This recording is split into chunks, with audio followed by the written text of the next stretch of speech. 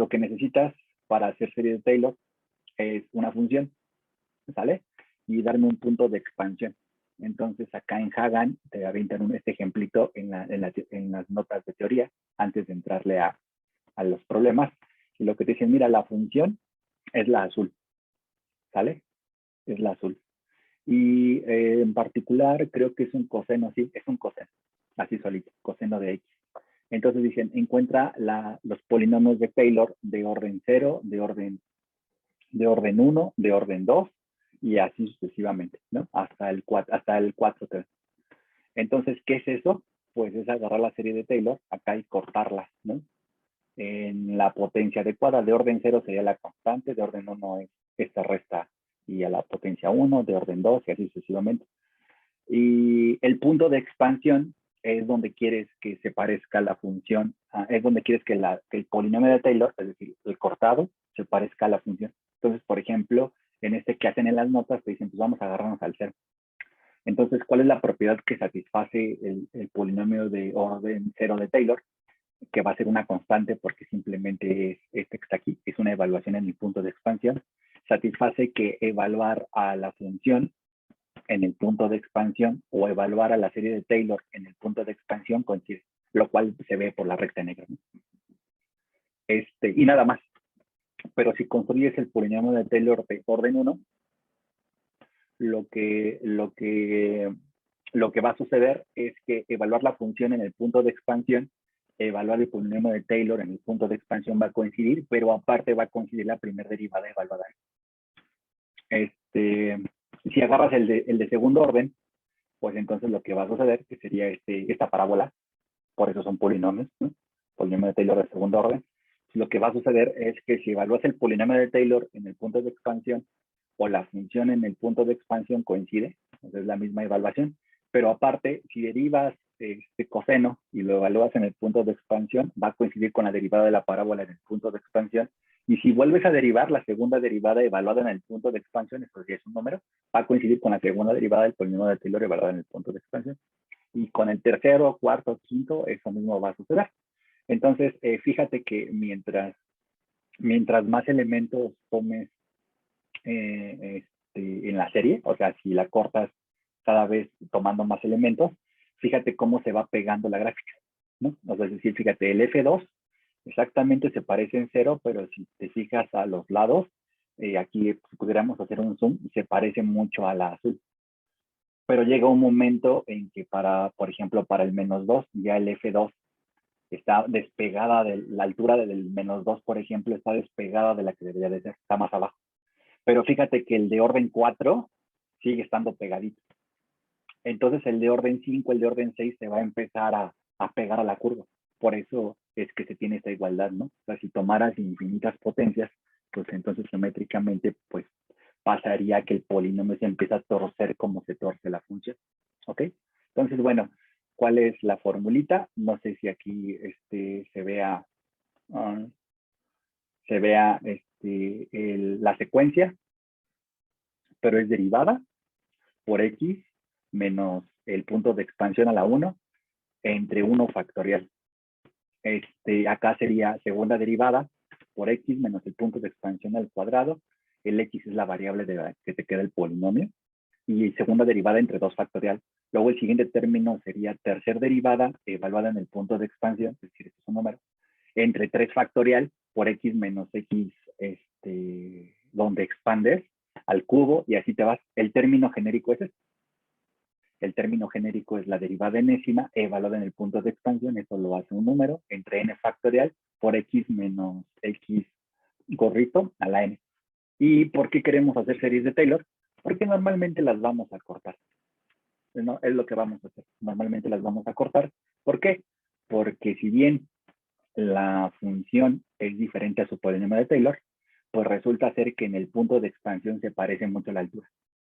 Entonces, lo que queremos hacer es sustituir expresiones que son bien difíciles por expresiones que son bien fáciles, que son los polinomios. Esa es una estructura fácil matemática. Entonces, lo que queremos es agarrar un punto de expansión, que es donde nos interesa analizar a la función difícil, y entonces, en lugar de analizarla a ella, analizas a su polinomio de Taylor cortado. No va a tener el mismo comportamiento siempre, pero sí en el punto donde expande. Si agarras el primer polinomio de Taylor, no es otra cosa más que la recta tangente, ¿vale? Es y tal vez, no sé si, imagínate aquí un puntito, imagínate la recta tangente, y en el sentido de aproximación, evaluar en la recta tangente en un punto a una función y evaluar la función coincide. Y si evalúas en puntos alrededor del punto de expansión, la recta todavía está un poco cerca. Entonces lo que queremos es sustituir expresiones difíciles por expresiones fáciles. Esa es la idea de esto. Ok, entonces pues nos piden, creo que el segundo polinomio de Taylor. 3. Ok, entonces vamos a construirlo. Lo hacemos todo simbólico, ¿no? Entonces, simbólico, f de x es el coseno, esa es la azul que queremos aproximar. Y la diferencia con este problema de ejemplo que está en las notas respecto al problema resuelto es que el punto de expansión es en pi medios, o sea, pi medios como 1.5. Entonces vamos a tratar de aproximar al coseno acá. Entonces, este comportamiento que se observaba en x igual a 0, ahora lo vamos a observar por acá. Entonces, pues empezamos. El punto de expansión es pi medios. Breviario cultural, cuando el punto de expansión es el 0, dices que es la serie de Maclaurin, ¿sale? Solo es un nombre diferente. Entonces tenemos la primera derivada del seno, es coseno. La segunda derivada de la f, con esta instrucción de MATLAB, deriva en f 2 veces. La derivada del seno es coseno, con el menos que ya venía. Y la tercera derivada, la derivada de coseno es menos seno, y ya se hace. Listo, ¿no?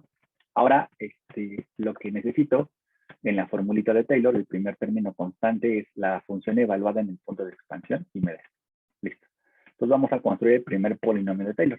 El primer polinomio de Taylor, expandido en x0, que es pi medios, acá arriba lo pusimos, es la función evaluada en el punto de expansión, más la derivada evaluada en el punto de expansión, que esto es un coeficiente por x menos el punto de expansión. Si simplificas, aquí está, es una recta. Por eso es el polinomio de Taylor de primer orden de la función coseno en el punto pi medios. ¿Ok? El de segundo orden, pues tú puedes programar una función recursiva para hacer esto en MATLAB, porque fíjate que esto es el primer orden.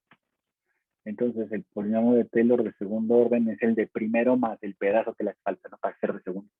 Y entonces, esto de acá sería cuál es el término que va en la constante. Ahora es la segunda derivada evaluada en x0 entre 2 factorial por x menos x0, que es una pi medios al cuadrado.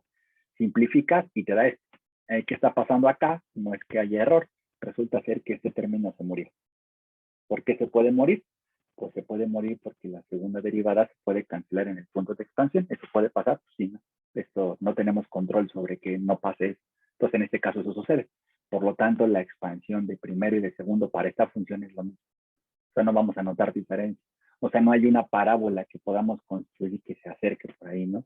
De acuerdo al criterio de Taylor. Ahora, tercer polinomio de Taylor es la constante, que es f evaluada en el punto de expansión, la primera derivada por x menos x0, esto es un número, acuérdate, evaluado. El segundo término, que no aporta nada porque se muere, ¿no? Eso ya lo sabíamos previamente. Y luego la tercera derivada, evaluada en el punto de expansión, entre 3 factorial por x menos x0 al cubo. Esto va a ser un polinomio de tercer grado, ¿no? Aquí. Pero como sabemos que en esta estructura de función no está el cuadrático, pues así debe de aparecer. Y entonces graficamos la original, ¿no? Que sería el coseno, y luego graficamos el de orden 0. Creo que no lo dije, pero el de orden 0 es la función simplemente evaluada. Graficamos el 1, el 2, el 3, ¿no? Y si nos acercamos acá, queríamos expansión en pi medios. A ver si es bueno este. Aquí está, pi medios como 1.5, ¿no? Aquí está. Entonces, el polinomio de orden 0 es la constante, ¿no? Aquí está. Evaluar en la azul y en la constante en pi medios, pues es lo mismo porque eso lo buscábamos. Luego, el de primer orden es el morado, que es encima con el de segundo orden, que es la recta. Entonces, lo que les decía, ¿no? Queremos sustituir el comportamiento del coseno por una fórmula sencilla, pero cerca del punto de expansión evaluar a la recta o evaluar a esta recta específicamente en pi medios, cerca de pi medios, o evaluar el coseno cerca de pi medios es casi imperceptible, ¿no? Imperceptible. Y luego está el de tercer grado. Fíjate que el del tercer grado, bueno, el de primero y segundo es lo mismo, y el de tercero es lo verde. fíjate cómo ya aumentarle el grado y efectuarse más. Y hay como un mayor radio de efecto en el sentido de que te puedes alejar más del pi medio, del punto de expansión, y ese cúbico se sigue pareciendo al coseno. Entonces esa es la idea de estas cosas, ¿no?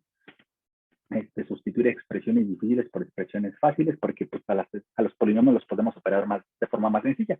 Evidentemente, cuando quites una función y pongas a su expansión de Taylor, habría que aclarar que no te puedes alejar mucho de ahí, porque si no ya no jalo.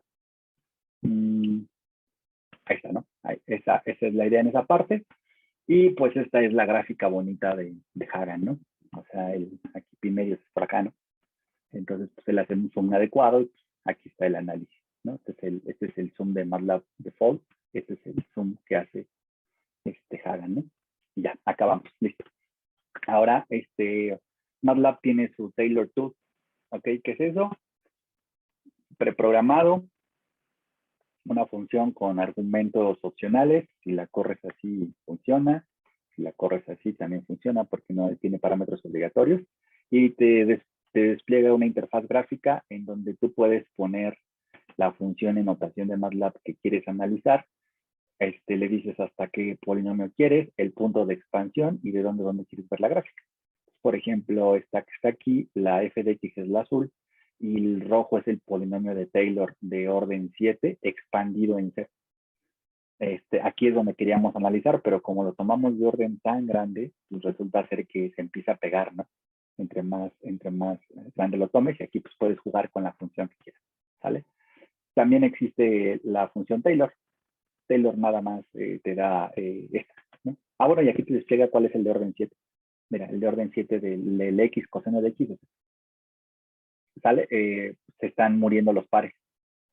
Y pues eso tiene que ver con las derivadas y que estás evaluando en cero. La derivada del coseno es el seno evaluado en cero, pues se va a morir el de primer orden, ¿no? No, multiplicado por la x, ¿no? Entonces ya la derivada se puso más complicada porque es regla de producto. Entonces están muriendo las potencias pares, pero eso no siempre va a pasar, ¿no? O sea, es simplemente coincidencia por la estructura de la función.